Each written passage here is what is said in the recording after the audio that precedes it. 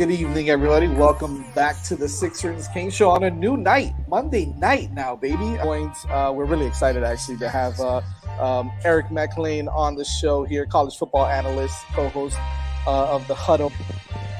Coach, yes! All right! First touchdown of the year. Miami Hurricanes, yeah. You know the name already. It's Mercy. Ha ha. It's a six-ring Kane show. Can't forget the name though. Got Jazz, Blue, Vish, and DJ break the game code. Ain't no changing them, ain't no breaking them. We reporting live from the Hard Rock Stadium. Ball 14 for the orange and green. You see the six-ring champs. It's more than a dream. This is life on the field. Beyond 100 yards, a hurricane that's never still put a damage to your squad. What's wrong with us? Seriously. What's wrong with us? We're Miami Hurricanes fans. Welcome to the Six Rings Kane Show, a show dedicated to Miami Hurricane sports, featuring the legendary Larry Bluestein, Jazz Santana, Vish, and Danny Gillette. Let's go Canes. Hello, everyone. Welcome back to another Six Rings Canes basketball. I mean, I'm calling these specials, but we do them more frequently than the actual show. So hopefully you're all familiar with my guest here, Matty Icee. Matt, welcome back. I know this isn't the show we had plans for Sunday to do the championship game preview, but it didn't go our way. But thanks for joining me again here. Yeah, no, it's a pleasure to be here, man. I wish it was under better circumstances, but I mean, that's how it goes. I mean, I will say it's awesome that the standard we have now is, losing in the Final Four and finishing third. And we're singing like, man, I wish things had got better for us. So we've come a long way here. Oh, no, absolutely. And I think, the Elite Eight kind of set the standard for that last year's appearance. So, but I mean, the future is bright. Yep, and we're gonna dig into that. Before we get started, though, just a quick shout out to the third leg of our basketball coverage stool here, Melissa. It's her birthday, so happy birthday, Melissa! And then also got to give a shout out to my two friends who I finally went to a game not by myself. A couple of my college buddies, Dan and Zahid. Thanks for heading to Houston. So I got to reconnect with some old friends who Matt also hung out with a bit. And yeah, Matt and I spent a lot of the weekend together. So yeah, no, it was awesome to meet in person. Yeah. And it was a good time. I mean, it just obviously didn't go our way, but experiencing like going to a Final Four, that was really cool, all the pregame stuff. And I don't know about you, but like when we pulled up to is it NRG or NRG, right? NRG, yeah. And I saw the stadium and I saw like the U up there. I don't know. I just got this like feeling of just like, you know what I mean? Like just so much happiness and stuff. I mean, I wish the game went the other way, but it was just a great all around experience. And we're gonna obviously talk about the game a little bit. We also want to talk about a lot of stuff has happened since then. Several players are in the portal. Like we got to go through all that. Did not think this much was going to be happening by the time Wednesday rolled around. We almost need to gloss over the game a bit here, but yeah, I think I've gotten over the obviously that loss hurts. We were, especially if you saw how the championship game goes. I think it's fair to say we were one game away from winning the championship because I don't think there's any way we would have lost to San Diego State. So I think, to be that close, but as that kind of the pain of that loss fades away, you're right. It's kind of like reflecting on the overall experience. It was awesome. And I think that's going to be the lasting kind of memory of the season. Although I forget I think it was Texas's coach actually said it after the Elite Eight. He said, this sucks. Or maybe it was Kansas State's. One of them was like, he's like, every team loses their last game but one of them. So it doesn't matter how good you do and how far you go, you're going to lose that last game unless you win the championship. Unfortunately for us, that was on Saturday. Absolutely.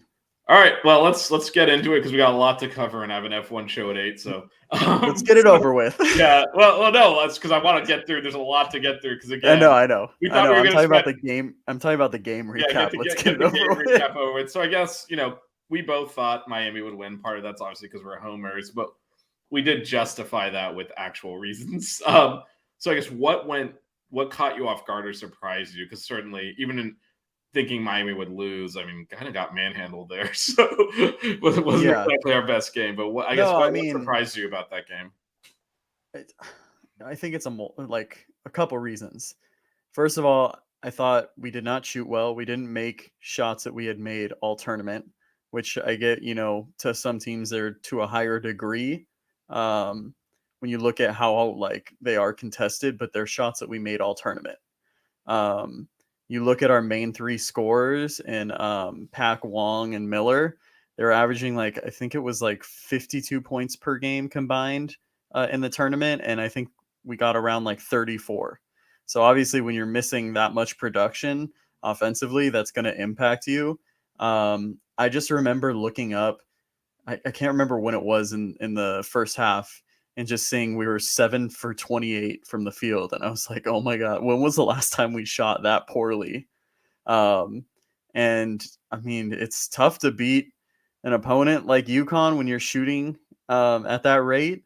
And then I think just the standard that was set at the start, Sanogo made those 2 threes. And it's just it just deflated me. I was just like, oh man, I don't have a good feeling about this now. But I mean, shout out to them because I don't think they ever gave up the entire game. They worked to try to get back. I think closer to the end of the second half, we talked about this a little bit after the game. We made that run. We were within 8. Isaiah Wong gets tripped after he would have had a fast break layup, would have cut the game to 6. They end up drilling a 3 because it's a 5-on-4, and the game is up to 11. And I mean, that's kind of all she wrote. That was, that. Yeah, I think for me, I agree that the team kept fighting. If you recall, after that 9-0 run, actually tied the game at one point when Pack hit that 3, and then I think the big thing, actually, when it was 9-0, I was actually okay, because I'm like, look, if Sanogo hitting 3s is how they're going to build the lead, and I felt we were getting the looks we needed to get. And I was like, these are going to go in because we're getting open mid-range shots. We're getting open looks from 3. We're getting to the rim. We're getting what we want, and they never went in. They never went in. We missed so many 14 layups. Yeah. And I think we talked about this too, is Nigel Pack, when he went to the basket, I'm just using him as one example. He goes up and uncharacteristically double clutches a layup or tries to reverse on the other side when he had enough space to finish on the right side. And it's misjudging their length, right? I think that was something, that we haven't seen that from them in any other game, but it's when you're on this stage, maybe you make mistakes like that and whatnot.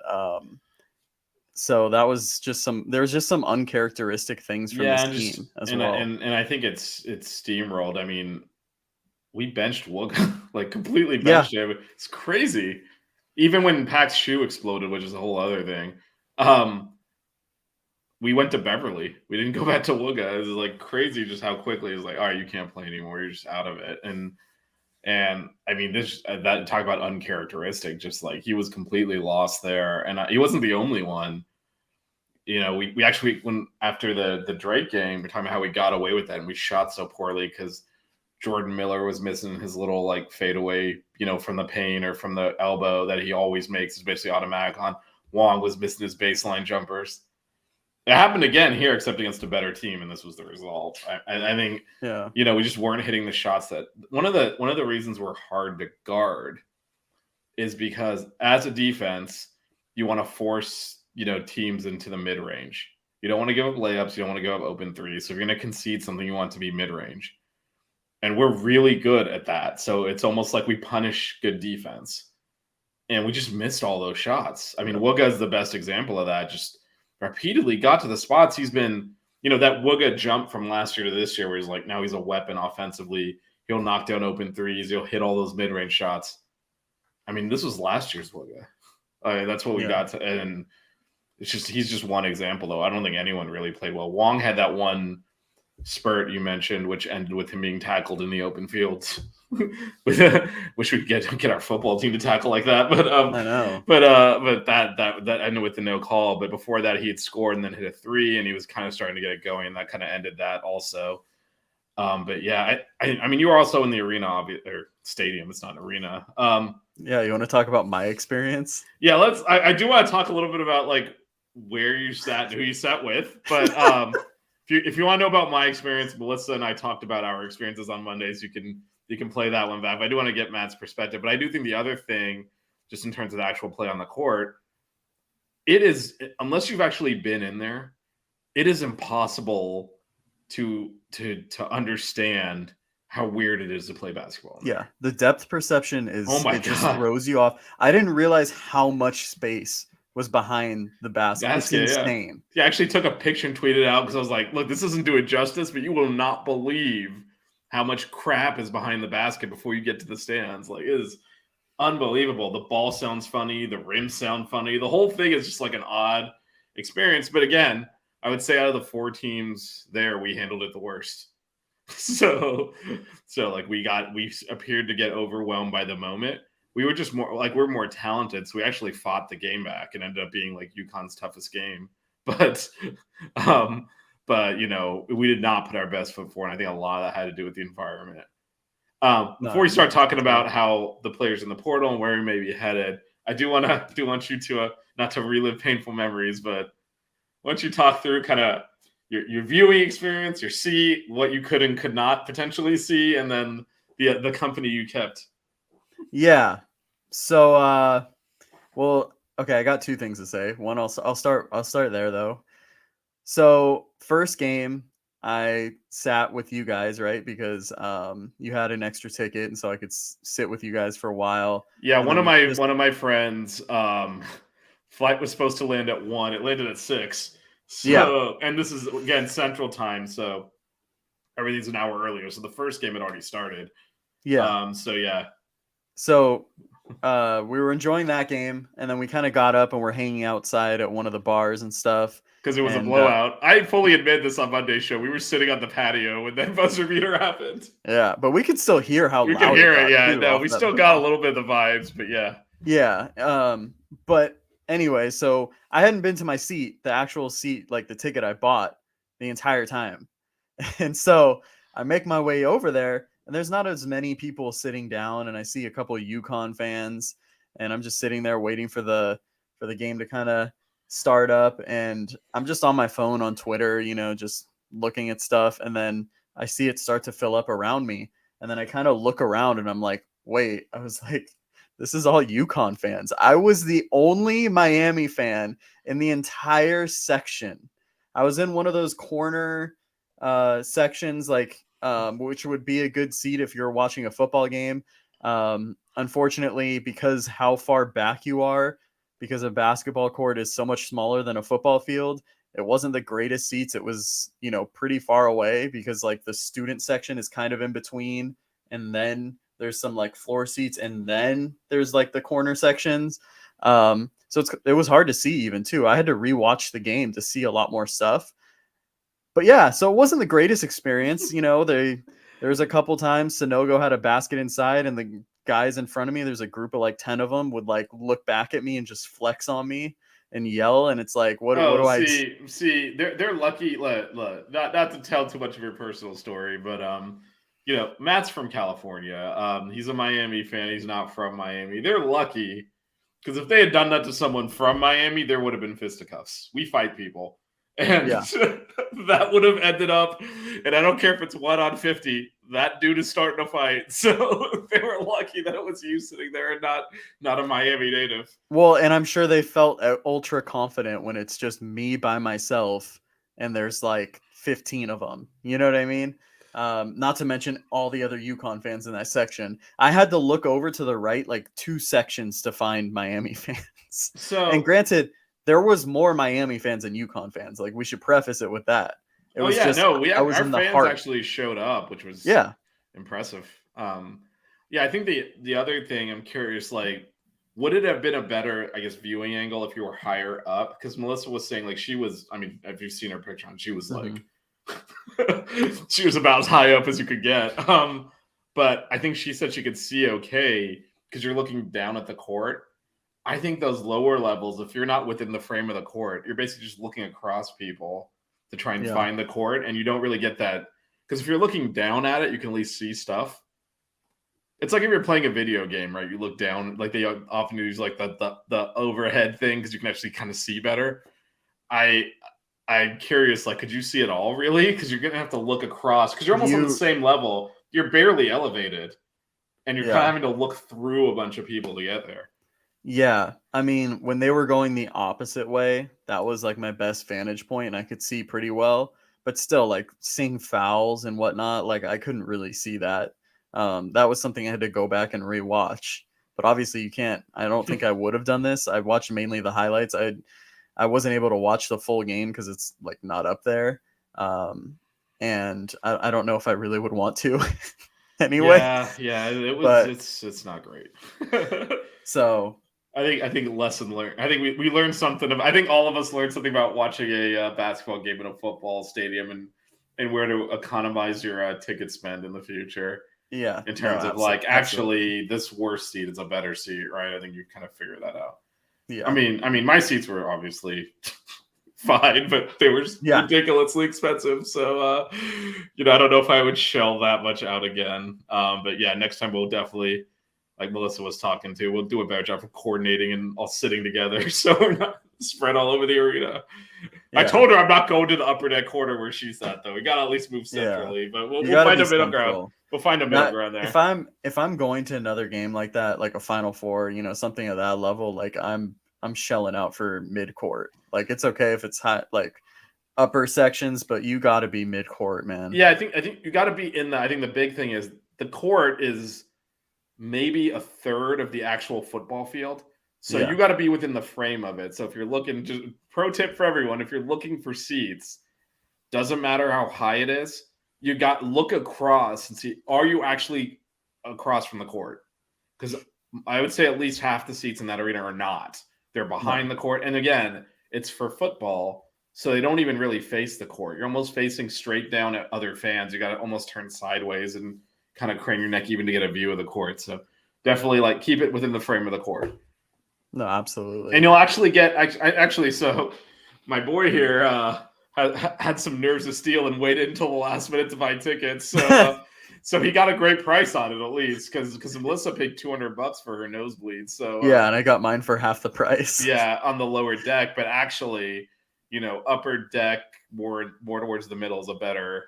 Yeah, I could have gotten upper deck cheaper. It's just I didn't realize in the moment. Right. I mean, we were all trying to figure that out. So one of the reasons we ended up shelling that much money out for the seats I sat in is because we're like, all right, we're spending all this money to go there. And then also we couldn't tell. Basically exactly what happened to you, we were worried was going to happen. Like spend all this money and then go sit down and then like can't see. So we're like, you know what? Because we were talking about like if we'd won Monday, because we didn't have a ticket for Monday yet. We'll have a better idea of, okay, you can sit in this section and see, fine, don't sit here. Because once you see it. But yeah, don't ever buy, pro tip for everyone, don't ever buy tickets outside the frame of the court, especially on the lower deck. Because actually, if you go higher up, you can kind of see from like the bird's eye view. But if you're on the point, and then they charge you more for like the lower level in like the end of the court than the upper deck towards the middle. And you definitely want the upper deck. Yeah, I couldn't even find upper deck in the middle though. Like the middle sections, there was no tickets listed. I have a feeling just the section behind yours and up, you would have seen a lot better. Oh, for sure. And that's I think like just unless you're don't sit on the lowest level unless you're in the frame of the court. Yeah, because you can't see anything. Yeah, or just pretend to be a student and go into the student section somehow. Yeah, you might be able to pull that off. I am way too old for that. I don't know, man. I'm starting to. I don't know about that. I wear hats for a reason. All right, so I think that's probably about enough of that. I mean, I think the big thing is we didn't play well. I actually have a question that kind of leads to what we want to talk about, if you don't mind. Yeah. So I feel like an overwhelming majority of people on Twitter kind of said that we lost this game because of a lack of size. I want to ask you, what are your thoughts on that? Because I think that kind of transitions into what we're looking for in the transfer portal as well. So I don't actually agree with that. And the reason, the reason for that is I do agree we lack size and their size ended up winning them the game, but we lost because we didn't execute what we normally do. We've never been big. We just make the other team pay for us being small. We play quicker than them. We get layups. We get open shots. And this is the first time this year that we didn't force the other team's hand. Like Duke plays 2 bigs. We beat the crap out of them once, barely lost in Cameron, and hung in them to the end without Norchad.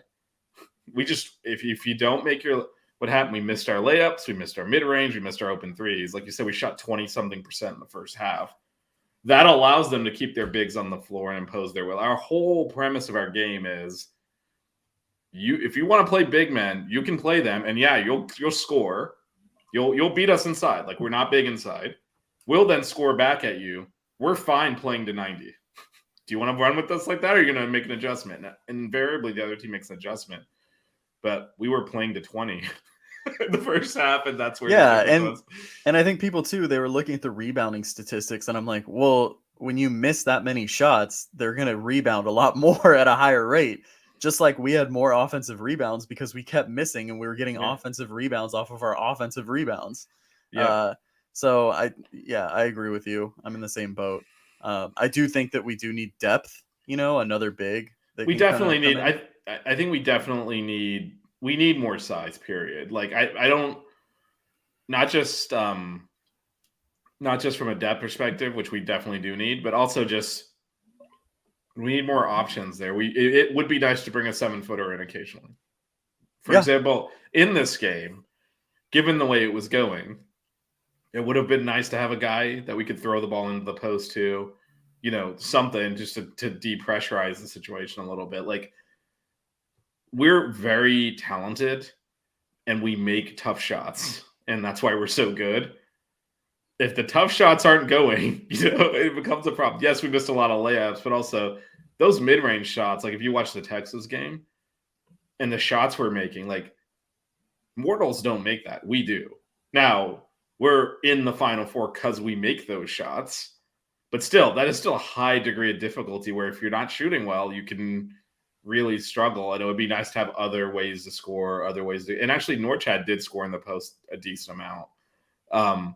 But yeah, I think, having that ability to, we can match up as a center to center, like legitimately height wise, we can throw this to the post, maybe get a bucket when we need to. Having that, I guess, using a baseball analogy, having a third pitch that we can go to when we need to, not the primary pitch. We still got the fastball, and I want to keep throwing it. And I think that's where we're going with this conversation. But it would be nice to develop an extra pitch so we can have another kind of tool to play with there. Yeah, having that lineup versatility, right? Right, because we kind of only have the one way we can play effectively. And when it didn't work, there was no option to like, all right, let's bring a 7-footer in and kind of bang with them. We don't have that option. So that's where I'd like to address. Now, speaking of which, let's I guess name some names here. So we have 3 players in the transfer portal. Last time I checked, unless someone else dropped in there by the time. I guess the only one that really played was Anthony Walker. And then Favor Air, who's a legitimate center. He's in he went in there. And then I'm gonna mispronounce this, Jovanovic. Danilo Jovanovic. God, I think that's it. Okay, well, I'll go with what you said because I know I mispronounced it. Yeah, and he hadn't really played either, but he was supposed to be kind of a stretch wing, potentially a stretch 4 type shooter, and he's in the portal too. So I guess, we should. I'm not going to bash the kid in the portal, but man, Anthony Walker capped his career with an Anthony Walker-ing performance there. And obviously did not play in the second half for a reason, but just, I know he's probably the one he's definitely one that played the most this year. He was the kind of the big off the bench, which is probably part of the problem to begin with because he's not that big. So, but I think he's the one that had significant playing time that's not coming back. Favor Air, I still felt needed like another year of seasoning. Anyway. Yeah, I think he was a year away from being a year away, to be honest with you. Yeah, it's kind of one of those long-term projects, which frankly you're just not going to get in college basketball I think anymore. It's kind of similar. A lot of people are saying Tony Jakari. I think Jakari played a little bit more than he probably would have, but more of a later like development. But yeah, and I just don't think the way the portal is and the way roster turnover is now that you're ever going to really see that. All right, this guy's going to develop for 3 years and then like be a good starter. Like I just don't know that that's ever happening again. All right, so out of those 3, is any that You actually, I know Walker didn't surprise you because you told me before. I was like, I think he's going into the portal. But did any of those surprise you, or any of them like concerning? I'll say the one that surprised me the most was Jovanovic, because I think he kind of fit what we were doing. I think he was a little ways away before playing, but I really liked his potential and his versatility on offense. I think he needed to improve as a defender, and I think he'd be the first one to say that as well. But yeah, I mean, not totally surprising, I should say. I would not be shocked if there was another name. Yeah, so there's a couple more, right? That were so there's Jakai, right? I think Jakai would be the most likely. Yeah, if I'm guessing. And then I mean, so let's look at what we still have. So Nigel Pack, I haven't heard a formal "I'm back." I'm thinking everyone's assuming he's coming back. Yeah, it'd be funny if it all got announced while we're doing this as well. I mean, should we refresh Twitter? Just I have it up. Don't worry. Okay. All right. So if there's breaking news, just let me know. I mean, if Nigel Pack goes pro or something, we're gonna have to have like an emergency. Hunter Dickinson going to... No, I'm just kidding. We're gonna have to have some kind of an emergency show if Nigel Pack goes pro. Oh, absolutely. But so I think Pack should be back. We still don't know on Zay. I still think he's gonna go, but he hasn't officially declared yet. I think it's closer than people think. I think the moving. I think the thing that is going to be the determining factor is John Ruiz, right? I think there's definitely yes, you can get. I think there's two things though. I think there's definitely John Ruiz in terms of like, what's the NIL deal look like? The second thing is, look, he's accomplished everything you can as an individual. He had two more games to win, and I do think we minimize the whole. I want to actually win a championship, and I think depending on how we fill out the rest of the roster, might also if he looks at this like we can win. That's something that's something that stays with you forever, right? And getting to the Final Four is great, and I think if that is his last game is in the Final Four, I think he'll be at peace with that. But if he actually thinks, hey, if I'm back, this team can win the championship. That's often enough to get someone to come back just by itself. Now, John Ruiz will have to kick in some money, which I think will happen anyway, regardless. But I think that's a huge factor as well. Like, what does he think of the prospects of the team? Because if you think I'm the missing piece between winning a championship, do you know the deadline? Do you know the deadline for putting your name? I don't. Because I could see this kind of like going on for a bit. Well, yeah, because you can put your name in and then pull it out, which is what might end up happening. I mean, he's done that the past 2 seasons, right? That he tested draft waters. Right. But I will say from an individual standpoint, I don't think his draft stock's going to go up. He certainly has won every individual award you can really realistically win. So it is really got to be, like you said, NIL money and team prospects. Yeah. I mean, he loves playing with Nigel Pack. That's, one of the things that's always talked about. So And again, like if he knows he's going to be, let's say, borderline first round, second round draft pick, probably around that spot, right? Does he then say, well, I'm going to be that next year anyway, but like you said, John Ruiz will pay me, so I will make money anyway. Maybe not first round NBA money, but I'll make big money. And maybe we can win this thing. Right? Yeah. I think that's probably the determining factor. So we don't know on him. We have Christian Watson, who I think needs a much expanded role. My feelings. Yeah, so no, I think we're both really high on him. But then I just want to run through the numbers and we can kind of break it down. Okay. Bensley Joseph is still there. So that's another guard / wing. Harlan Beverly still has a year left. He's still in the mix. And then Wooga. All of those are in one position, or really 3 positions. But that is a lot. Because again, Pack and Wong will play a majority of minutes, period, if they're there. So, it's not a lot of court time for those. And I think we're kind of almost back to where you were last year, which is so much of the talent is concentrated at the 3 wing spots, and we're very shallow depth-wise at the front court.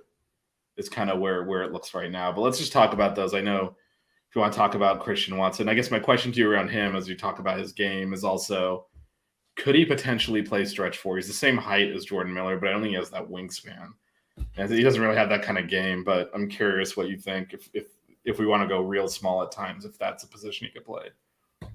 Yeah, I don't think you start the year with him starting at the 4, but I think it's a lineup that we do see. I hope we see. I know that they have been really big on him in practice and everything. He's 6'7", kind of a bigger frame than Jordan Miller. I think he outweighs him by like probably 20 pounds, I would say, around. I think he's definitely intriguing offensively. Really good shot. I really like his shot. High release point. That's something, a little different. Jordan Miller wasn't, he improved as a jump shooter this year, but his, bread and butter was kind of getting in that low post, creating shots in that way. I don't think Christian Watson's, that type of player yet, or even close to that. I don't think that's his game. I think he's much more of a perimeter shooter. Yeah. I do like, he is a decent facilitator from what I saw in high school with the ball for his size. So I just think he has a lot of potential. I would love to see him in the rotation next year. How much is a question. I mean, we're going to be talking about this, but it's just going to be all dependent on what transfers we get.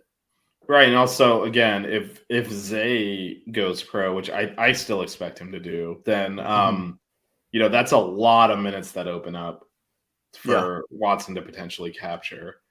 And obviously Jordan Miller is gone, so that whole position needs to be filled. Yeah, because I think Jordan had the most minutes out of anyone on our team. Yeah, and that's why I asked the question on whether you can see Watson playing there, because that is the spot where there's all sorts of minutes available, and potentially at shooting guard as well if Wong goes pro. I mean, I showed you this yesterday. Obviously, Walker's gone over a projected lineup that they had on ESPN with Bensley Joseph starting next to Nigel Pack. I can't imagine we see that. That's too small. No, I don't think we're going to see that. So I don't think so either. So I think if Wong goes, I actually think we will see Watson starting at shooting guard probably, or interchangeable with Wooga. Basically, they're both playing wing off of Nigel. And again, you mentioned we mentioned 5, 6, 7. Yeah, you got some serious height there. But then we mentioned Jakai. Like, I don't see any minutes for him, to be honest. Yeah. As a high school recruit, I saw, lefty scorer. I just don't know at this level, the power conference level. Obviously, we haven't really seen him play that much. So I just don't know really what to expect from him. I think, if he stays here, he's kind of, maybe he'll play like a senior year type of thing. But I do think he's someone that will probably look to transfer. Yeah, I guess, again, you said it kind of matters who comes in, too. Yeah. But also, like, if Wong goes and we don't bring in any more backcourt, there are minutes for him then. Yeah. Potentially. Here's the thing, though, Vish. From what I've seen in terms of, like, the fact that we just got done with a Final Four appearance and we had 3 guys already say that they're already enter the transfer portal, is kind of telling to me that we're already kind of in the works of getting some guys. So to me, we're going to have guys come in. No, for sure. I think it matters what position they come in at. Got it. Okay. Like if we get another guard, I mean, we're trying to figure out how to get Kristen Watson some minutes. So I think if Zay goes, that opens up a lot of possibilities. But when I'm looking at who is left so far, they're in the front court. And I think it's because not just based on the Final Four game, but overall, Jordan Miller and Norchad were the only guys that were trusted at all. And the other one's like, let me see if I can buy some minutes here. Maybe I'll give Casey a shot this game. All right, Walker, you play the next game. Screw this. We're just going to play without a center. Like, I mean, I think that was pretty telling that none of those guys got like, I mean, we both thought Faber was a project and, it's multiple years to get to that level. But the fact that, have Jordan Miller on a 7-2 person in the Final Four trying to grab rebounds, and no one in their right mind thought, put the big dude in we have one tall player. No one thought to put him in the game. I think it's pretty telling because we needed someone with height. So I think those 3 probably see the writing. I think I would expect most of our, and let's pivot to this. Most of our incoming transfer portal people to be in the front court to address a gap we did have this year. Jordan Miller and Norchad, that was great. Behind them was not. And whether foul trouble or even just trying to rotate, even without foul trouble, like, all right, can we give Norchad 2 minutes on the bench, lose 7 points off the margin to bring it? Like, I mean, you can't have that. We saw that in the Final Four game. We saw that against Texas. We saw that against Drake. We almost lost the Drake game because we tried to buy like 2 minutes with Anthony Walker, and he almost blew the game by himself. And that's not a knock on him. I think that happened when we put Casey in as well. It's just, the drop off from Norchad and Jordan Miller to the backups was so vast that if any of them were on the court, it was a problem. And so I think they weren't going to magically get Casey actually could develop much better because he's just a freshman, but Anthony Walker is a fourth-year junior. He's not going to all of a sudden develop to the point that he's going to get 15 minutes a game. Like, no one's going to trust him to do that. And so I think that's why he's going in. I won't say Danilo's name, but last name I'll leave that to you. But Jovanovic. Yeah, I don't know that he was. I think when you look at how we're playing, was he really was he going to position more as a wing? I don't think he was going to go mix it up in the paint either. So that he's got a very crowded position. Because again, I don't think anyone thinks he's better than Christian Watson, and we're trying to figure out how to get Christian Watson some minutes here. So I think when you look at the three that left, it is kind of a lot of, I don't think they were going to play. And part of that is good transition here to what might be coming in the portal. So I guess you can get specific names, or you can talk more generally, or you can do a little of both. But what are you looking for here to address? Because I guess we have three. We have Jordan Miller, who did do an ongoing pro announcement, even though he was out of eligibility, but kind of just to thank the community and just talk about how he's preparing for the draft, which was a nice little send off because not all seniors do that when everyone knows they're leaving. So that was cool. Yeah. So he's gone, and then the three transfers. So there's we have one freshman coming in who's, again, probably not ready to play next year, not significantly. So there's really three spots we're trying to fill right now. Yeah. But I think, too, the difference between, the guy that we're bringing in, Michael Nwoko, is he's more athletic, more mobile, and he kind of does fit with that small ball approach if we continue to keep going down that road. But so I'm going to kind of go two ways with this. I'm going to go position-wise, just a general description of what I would be looking at, because I think this is something that we talked about immediately after the game, or a little after. I think we both kind of want that stretch four to come in because of what it will do for the floor spacing and how it'll help our guards. I think if it's not a stretch four, it has to be someone that's more mobile, laterally quick, hopefully has the ability to kind of step out and shoot a bit, because if you have to respect the jump shot, at least it'll help with floor spacing as well. To me, I want to see another bigger wing, someone Jordan Miller's size. We're not going to find someone that does everything that Jordan Miller does, because he's essentially a 6'7" guard with a 7-foot wingspan that can switch onto any position. And, he's a great facilitator, did a lot of things. I'm not going to keep going about Jordan Miller, I promise. But I think that we need to find someone that is at least a two-way guy that's kind of lengthier, 6'7", that could maybe come in and play in that small ball scenario.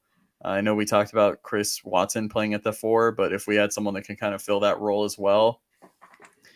And then it's all dependent to me with what happens with Isaiah Wong.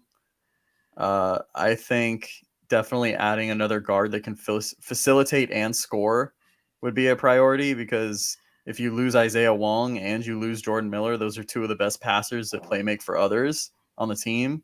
So I think that's definitely something that needs to be addressed. And that would be the three I would look at. But if Wong leaves, we would have another spot, right? So yeah, if Wong leaves, it becomes I think if Wong comes back, you actually have 4 of the 5 starters back. Yeah. And you're probably looking, and then with that 4th position, like you said, they could get another. You first of all could play Watson there. Mm-hmm. That's probably problematic because he's not. Jordan Miller actually operated better in the block and in the paint than on the perimeter. And Watson's kind of the opposite, you know, they're the same height, so it's probably not the move. But you know, you could get another big in, or you could kind of, like you said, get an athletic wing, maybe a little bit taller than Jordan Miller, but not like a center or something that would clog the paint with Norchad. So you could do that and essentially run it back, right, with a similar style of play. But if Wong goes, to your point, I mean, that is, you look at how this team created offense this year. It's Pack just jacking up threes and making them, and then it's Wong and Miller really with the ball in their hand creating. And you lose both of them, then I do think, I guess it depends on the Christian Watson evaluation and whether or not they think he can be that facilitator. Because, and I don't know that he's ready for that yet. I don't think so. I think it's more of like this year he would be off ball, kind of make some shots off ball, you know, be a versatile defender. Does the answer become you actually get like a post up player to facilitate offense? It's so hard to say because it just depends on what the other pieces are that we get, right? Right. I mean, but if there is someone that you throw the ball into that can score in the post, that does radically change how we play now. But it does give you a fairly easy way to generate offense, to run the offense through that player and open up the shooting and all that stuff. Yeah, I think you can have that. Because, I mean, Jordan, that's what Jordan did in the low post, you know? He did, but he was so much different more than that it wasn't, you know, go ahead. I think that's why you have to have someone that's maybe that size. Maybe he is a post player in that regard, but he moves a lot more. He doesn't just stay in the low block, and that's how he scores 90% of his buckets. You know what I mean? Yeah. So I guess the question I have for you then on that is, all right, so if we were to get like a more traditional center, because Norchad is a lot of things, traditional is not one of them. Can Norchad play next to like a 7-footer that's going to occupy the low block? Is that even what I'm asking, is that even an option for us? I think it's an option, but I don't like that option. Just because to me, you're taking away everything that makes Norchad the player that he is, right? Like attacking the offensive glass. It's almost like he has to be on the perimeter unless you go high-low and he like runs the baseline or something, or it depends on the big. If the big is someone that's comfortable in the high posts, I guess that kind of changes things. But if it's a traditional, like back to the basket, I'm going to post you up in the low posts every single possession. I don't know if I would like that. I don't think it's a great fit. Yeah, I think it changes how we play too much. I generally agree. I guess, you know, the only thing is, I think ideally what you get is 6'9", 6'10", athletic stretch 4 that can potentially guard the opposing center with his height, but will pull people away from the basket, can shoot from the perimeter. So that gives Norchad the paint again. Those don't grow on trees. And so, you know, it's actually ironically easier to get a more traditional center than it is to get that potential unicorn of a stretch, you know, 4 that has that kind of height. Because I think the big thing is you are going to want that height there. You mentioned Jordan Miller several times in terms of his wingspan. That carried a lot for us. Because even though he was 6'7", the 7-foot wingspan meant he was able to play a lot bigger. You get a normal 6'7" guy in there, I don't know that it works. So I that's where you're kind of looking, well, get someone taller that can maybe stretch the floor, I think is the goal. Whether or not we can do that. And again, needs to be able to kind of guard centers on the other end a little bit too, to take some of that pressure off Norchad. Jordan Miller did that quite a bit this year as well, which is why, you know, getting a 6'7" guy without the wingspan might be problematic on several fronts, because we definitely use Jordan Miller in that capacity, and it might be easier to get a traditional like big and that plays on the low block than it is to get the stretch 4. With that said, I think Norchad could potentially play the 4. He has the mobility, he has the handle. He's not he moves well, he facilitates. Like a lot of our offense is actually him getting the ball at the top of the key. Yeah. So I think there are things we can do there. But to your point, if you say what's Norchad best out, it is grabbing rebounds, and getting him away from the basket takes that away. So that's not a great fit for us. He would definitely have to develop his shot too, because when he facilitates from the perimeter, I mean, one of the reasons he's really hard to guard, he's got a traditional big on him. You can beat him off the dribble, but he's still looking to get to the rim. And if there's another center occupying that space on our team, that doesn't really work as well. So yeah, I mean, ideally we're getting, I don't know if this is possible, but we're getting a stretch four and then a backup 7-footer that's willing to come off the bench, and give us 10 to 15 minutes a game behind Norchad. Ideally, that's what you're targeting for the front court. I think too, it would be nice to have another guard. I don't know about the size of guard, but that is more of like that spark off the bench that can, drop like 15 or something. Not like every game, but has that ability. Well, when someone like Isaiah Wong, isn't having a game. Is that Christian Watson though? I think the coaches, I think a lot of the again, the coaches obviously see them in practice and all that. I think a lot of what we do in terms of addressing that position, a lot of it's obviously based on if Wong comes back or not. Because if he doesn't, then it's a whole other thing we're trying to do here. Because now we're trying to replace the ACC player there. Yeah, we're trying to replace the ACC player of the year then. So that radically changes things. But if we're looking to essentially supplement the rotation that we had this year at those positions, because if Wong comes back, we've lost no one off the wing. We still have the same players coming back. So if we're looking to supplement that, I think it depends on the evaluation they have of Watson. And frankly, if they don't think he can spark us off the bench next year and, potentially give us double-figure scoring on occasional nights, I think that's problematic. Yeah. I think the problem, though, is, too, like, he didn't play much at all. And I think a lot of that has to do with the players he's sitting behind. Yeah. And that's why I asked the question at the front about, like, could he play some minutes at the 4? Because that is where there's plenty of minutes available. There's just not a lot of, and I guess the other place where he could get minutes is, he could take some of Beverly's minutes as well. Yeah. That's what makes it so tough, right, too? Because we didn't see that much of him. We didn't see him in situations where he's switching on to bigs or switching on to smaller guards or what have you, right? Yeah, which is why, being a guy coming off the bench is like a spark player, giving 10 to 15 minutes and, if he's hot, playing more, if he's not, playing less, that kind of thing. If they don't think he can even do that, where's the trajectory on that? Yeah, I think the interesting thing too is, because we talked about this a little bit off air in DMs, is do we play our bench more? I would hope so, because these guys have been here for a little while, the guys on the bench.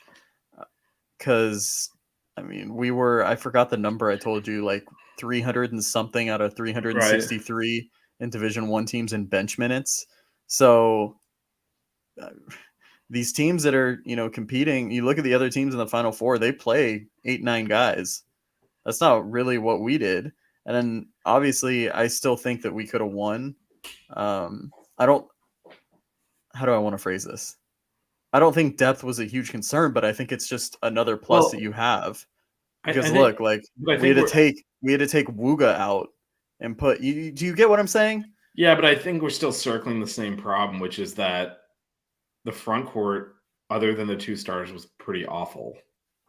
Those players, Casey was young, he wasn't ready yet. Yeah. Right, and then Walker was. But the those were players that should not be playing minutes in the Final Four, and I think that's like if we had to go to our third, I guess technically the third.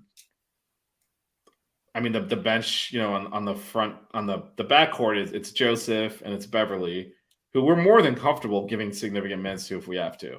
They're fine. They'll contribute, or, they'll either make a positive impact or they'll be a steady state. They very rarely are going to you never, if at all, rarely said, oh, we got to get Beverly out of the game. We got to get Joseph out of the game, right? They're fine. I think their limited minutes just more to do with who's in front of them. And like, okay, you're really going to sit Pack for the next 10 minutes so that Beverly can get more run? No, you're not going to do that. So, so I think that's what limited their minutes. The issue we had is the front court was just not there. No one really wanted to see any of the front court backups on the court. They only had to just because, Norwich and Jordan aren't going to play 40 minutes. But like, there was no circumstance where you're like, we got to get Walker in there and see what he can do, or we got to get Casey in there and see what he can do. Is we're like, all right, let's see if we can survive these minutes. So I think that's where, huge to get depth there and get better players in there, not just we need a starter, first of all, because Jordan's gone, but also we talked a lot like throughout the year about Norwich had's foul trouble and how that's a problem. Yeah, it's a problem, but it's a big problem because of what was behind him. Yeah. And I mean, you look at UConn. Sonogo plays physical because he knows he has Klingon behind him, and he can do that. So yeah, I think so. I really feel like we need 3 front court players that can actually like be in the rotation, because you need a backup that can play for Norwich. You need a starting power forward, and you need probably another backup there. Although I guess Casey potentially could step up and be. Yeah, I think takes a step up. Yeah, so he could potentially eat one of those, but then you still need at least 2 guys. Yeah. It's all dependent on what happens with Wong. Yeah. That's the big thing. Because if Wong and Miller are gone, that's two of the best facilitators, 2 of the most minutes, probably the 2 most minutes on the team. Yeah, and I think the thing with them is so we're obviously going to have to make changes because Jordan Miller was so pervasive in everything we did. His height allowed him to play on the perimeter. His wingspan allowed him to play in the paint. So we basically had a 2-for-1 there, which allowed a lot of our stuff to happen around him. But I mean, if you lose Wong on top of that, like you said, that is just not only is that too. I mean, Wong was one of the best, just flatly. I think Jordan Miller was the key to what we were doing because of his uniqueness. Wong is flatly like one of the best basketball players in Miami history. And and like that's, you could go to the portal and get someone that not replaces the way Miller played, because again, there's no other player that plays like that, but that could fill that role in terms of play the 4, stretch the court out, give Norwich the space, allow us to continue to, to play small and kind of spread people out and maybe shoot better from 3 too. And, do some things better than Jordan did, while understanding there's a lot of gaps that have now been opened up because Jordan was so good at almost everything. But Wong is not replaceable. Flatly. I mean, that's the guy when it came down, like, you look at the Texas game, ISO, top of the key, Zay, go win us this game. Like, you just don't go in the portal and get that guy. Like, you don't get that guy anywhere. So, that would be a and Frank, like I said, I expect him to go because I don't know that there's much else he can do here unless he really just looks across and says, you know what, we're gonna go cut the nets down in Phoenix next year, and I'm gonna be a part of that. Like, and you know what, that does motivate players. So I think we tend to like look at everything versus the lens of the draft, but. Yeah. Didn't Armando Bacot come back after winning ACC Player of the Year? No, he came back this year, and we saw what happened. So let's. Speaking of which, you have thoughts on Caleb Love if Wong? This is what I'm gonna say, because I'm all for adding talent, right? But there's certain guys, because I think people underestimate the chemistry factor of basketball. And Hunter Dickinson and Caleb Love are 2 great talents, but flat out, I don't know if I'd really want them at Miami for off the court type stuff. Obviously, some of this, I mean, Hunter Dickinson's stuff is out there. He's kind of a weird dude, constantly like talking about other teams in the media, wearing like a ski mask to games, I think, and whatnot. Like, well, that's not going to work in the Miami Heat. So yeah. I don't know how I feel about him. Caleb Love is interesting because he can be a facilitator, But like North Carolina struggled so much because they did not get Armando Bacot involved as much as they should.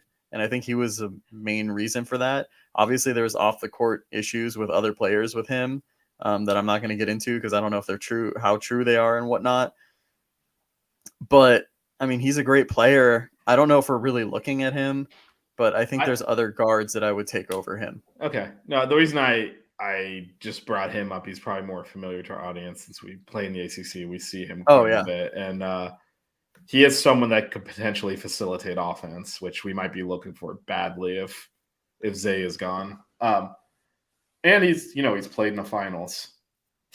So as bad as this season was, I mean, you're getting someone that's frankly watching our team play in the Final Four. It would have been useful to have players that had some experience there, the way we kind of didn't really rise to the occasion. So yeah, I don't know that Dickinson's ever played in a high stakes game. So Michigan's not exactly been, regulars in the Final Four the last couple of years. So I think it's just completely whatever the hell happened in North Carolina this year went completely off the rails. I don't want any of that. Which I can totally understand. So here's my take on this. I generally agree with you. I will say I trust Coach L. Yeah. And because I would have said the same thing 2 years ago if we were having this conversation. We obviously weren't doing the show back then. But bring in Charlie Moore, I would have said the same thing. What are you kidding me? This guy has been bouncing around. I don't want that attitude here. By the time he left, I loved that kid. So I kind of trust Coach to read the room. I think it's the same thing with Nigel Pack, right? He was a scorer at Kansas State, kind of left there. We gave him a bunch of money. You're thinking, like, is this going to even fit in with the team? Could not have fit better. Great team player, great kid, gets along with everyone. Everyone loves him inside the locker room. So I agree with you. I don't think we're going to go after Caleb Love because I think Coach O will have read that situation, know the kid, know this is not a good idea. But I would say just generally, he's been very good about identifying the right person to not blow the locker room up. And I think I think whoever comes in will be, vetted through whatever vetting Coach L does to identify, yes, that's the player that we want because that's going to fit well with our team dynamic.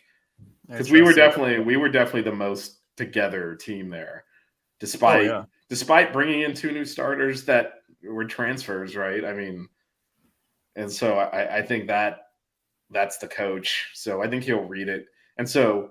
We're going to see why didn't we go after player X or player Y? And it's going to be because Coach L kind of knew that's not worth it. That's not a good idea. People love the names. That's what it is, Yeah.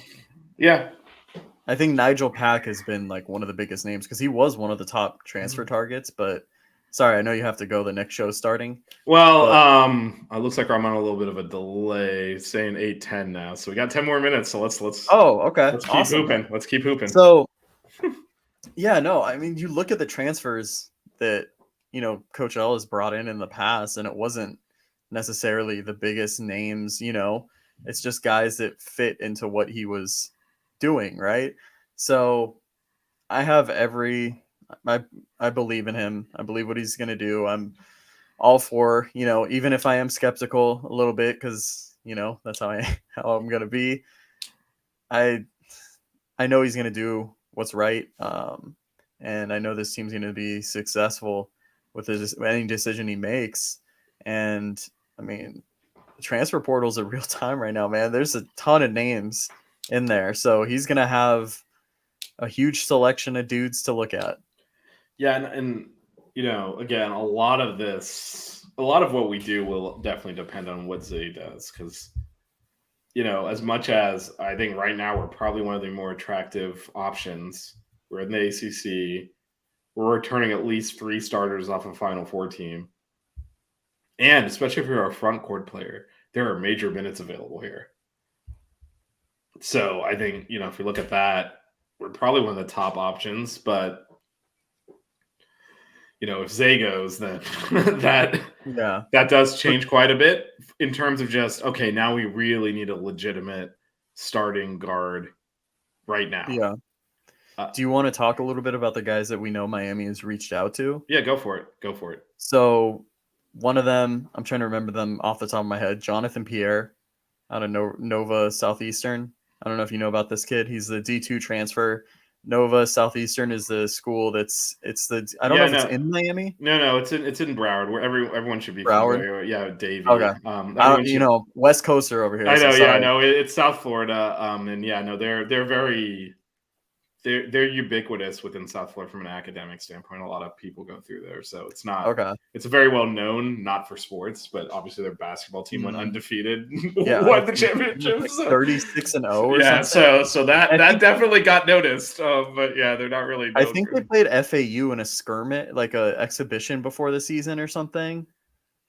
I'm not 100%. I'd have to fact check that. But no, he's a versatile guy. He's 6'9". He can play make. He can create off the dribble. That's something unique to his size. Are you worried at all about that step up in competition? D2 was like a whole other thing. Yeah, but I mean, there's D2 programs that have beaten D1 program. I mean, Louisville lost to a D2 program. I mean, Louisville lost to everyone. So yeah, that's true. But still, like I think that the D2 competition has gotten a lot better. I mean, if they went 36-0, I'm not super familiar about the schools they're playing, but if they won the national championship, I mean, they had to have been playing against the best competition. I don't think his stats, like, it's not like he was putting up like 30 points a game or whatever. I think he was like 14 and some change. But we're thinking more of like a role player off the bench here, right? We're expecting him to come in and like replace Jordan Miller, I don't think. Yeah, I mean, the thing is too, like, his versatility that he brings, it's different from Jordan Miller, but it's kind of something that would be interesting to see next to Norchad because he can shoot the three really well. He shoots over over 40%. So that's something that would be really interesting to see. And he's only 19 years old, I think. So I saw limited tape of him. Definitely someone I'm interested in. I just don't know, how much he would contribute right away this season, but it's definitely a name that's interesting. If you have 80 schools going after you, like, that kind of says a lot. Okay. Yeah, no, I mean, I do worry about that just adjustment we play big boy basketball and it's in a one game scenario, whatever, it's fine. Like, dealing with the rigors of the ACC is a whole other thing. We're so postseason folk. I mean, what we're trying to do is beat the Connecticut. We're trying to win the Connecticut game by plugging in new players, right? I mean, that's mentally what we're doing. But if you think about trying to go through an ACC schedule and play legitimate size day in, day out, it's a lot coming out of. Well, there's whenever you transfer to, there's always going to be an adjustment period. Right. Like, Nigel Pack was not the same player he was in the first half of the season versus the second half. Right. And a lot of that was dealing with position change and new personnel and whatnot. But that's how it is when you change to a new program and you deal with different competition. Obviously, he was coming from a really good conference, but yeah. So and then Jalen Deloach, I think you say his name, from VCU, yeah, VCU, another tournament team. I know he listed us in his top 6. Yeah, someone that I don't know how you'd feel about him playing next to Norchad. I think he definitely is pretty quick for his size. Isn't he 6'9"? Is he 6'9"? For some reason, I thought he was 6'3", and I was like, we're really getting another wing? I don't know. I must have mixed with someone else. He's a okay. Pretty solid at finishing at the rim. Has nice touch. Not really, from what I saw, like have that jump shot down. But I think he does add depth in a position of need that we've talked about, right? Yeah, I mean, again, I think it's hard to. I think whoever we've been over this whole show, right? You're not going to replace Jordan Miller, but I think whoever plays next to Norchad has got to be able to shoot. Yeah, I think he has the potential to, though. I will say, so like if he came off the bench, right? Like I think he he has the lateral quickness and athletic ability to kind of stay with a guard. Now, I don't want him guarding a guard the entire, possession or whatever. But if that switch happens, because, the switches do happen with our defense and whatnot, like, I'm not super uncomfortable with that mismatch, right? Yeah, I mean, for me, it's more our offense is about pace and space. I think he can do I think he can do the pace. I don't know that he can do the space if he doesn't. Yeah. Develop Well, I'm into a thinking of better him shooter. if he's like the backup and he's coming in for Norchad. Oh, you think playing him at center? Yeah. Interesting. I still think we need to get like legitimate hype behind Norchad. Yeah. I think because and this is the reason I say that. Or next to him and flank Norchad out, or someone that could play with Norchad but also back him up. Something because it's because of the foul trouble. Unfortunately, the decision to go and pull Norchad out is usually not a tactical basketball decision as much as a foul protection decision. And if the other team has legitimate bigs, Norchad is strong enough and it can battle even at being undersized. But putting in a smaller backup, someone that's frankly probably built more like Anthony Walker, that gets abused. And if it's a situation where someone picks up 2 fouls and like where Norchad picks up 2 quick fouls, or what Coach L started doing in the tournament, which is he picks his first foul. I'm going to sit him for a while to avoid the second one. I mean, it's the same problem, right? Now we're playing undersized by force versus by choice. So I think we just need that other bullet that, okay, here's this big dude we can put in too. It'll also, like you said, when you're talking about Sonogo being able to play free, it'll allow him to play a little freer too. Knowing that, all right, we're not going to collapse entirely if I have to go out with foul trouble. No, sorry, I was looking down at my phone because I thought I saw Miami. So I was like, someone. I was like, we got news. I'm gonna break something, but it did not say Miami. Sorry. I think we need someone else to come in before we have another person at the portal. We need to supplement this roster a little bit. Oh, absolutely. So we'll have to do a show though where we. Oh, we're gonna keep doing rolling kind of shows here as news comes in. So yeah, no, we will be. We're into the off season. There's a lot. We are not going to stop covering basketball. So, but I got you and Melissa to like chat with on these things. So we're gonna keep doing shows. Melissa and I are actually gonna talk a little women's hoops. I think next week. I don't know. We're working on it. But then, yeah, with you, we definitely want to. As stuff happens, so I'll be reaching out immediately. Like, I mean, there's gonna be news happening over the next weeks. Fast and so like, yeah, someone comes in, we'll immediately try to get on a stream and talk about that. Someone leaves, that's not expected. Again, I don't think Jakai rises to that standard, but if we find out news on Wong or God forbid Pack or something, that we'll definitely hop on and do that. But yeah, we're going to continue to cover this program in the off season as well. So yeah. Awesome, man. Well, appreciate you having me on. Thanks for coming on. We'll definitely be a lot more basketball coverage to come for those that are interested over the next, I would say, few weeks to a month as rosters turnover, and then we'll kind of see how next year's team is shaping up, and then definitely I think we're gonna go full in on hoops coverage going forward. So it's been like a little section I've been carving out of the main show, but I think we're just going to do it independently. So you, Melissa, and myself will be, I'm trying to get you both on the same show, but you're in California. She does like shift work where like she's not usually available during normal hours. So it's going to be hard to do, but I will eventually get both of you on the same show together. Although between the two of us, you might not get a word out if you saw the show on Monday. The 2 hours of babbling, and I was trying to insert ads into the podcast, and like it's like a radio wave, right? And I usually just look for where it flatlines because there's like a gap in talking, and I drop it in there. There was no flat line, so we talked over each other and through each other for 2 hours. But yeah, no, we'll definitely do a lot more coverage, and then next year I think we'll be doing like basically season preview all the way through to cutting the nets down in Phoenix. So sounds bold prediction there. Matt, thank you again. We'll be talking shortly as kind of more of the roster change happens. But thanks for joining me today, and we'll be back soon. Sounds good, man. I appreciate it. The Six Ring Kane Show. Yeah. The Six Ring Kane Show. Yeah. The Six Rings Kane Show.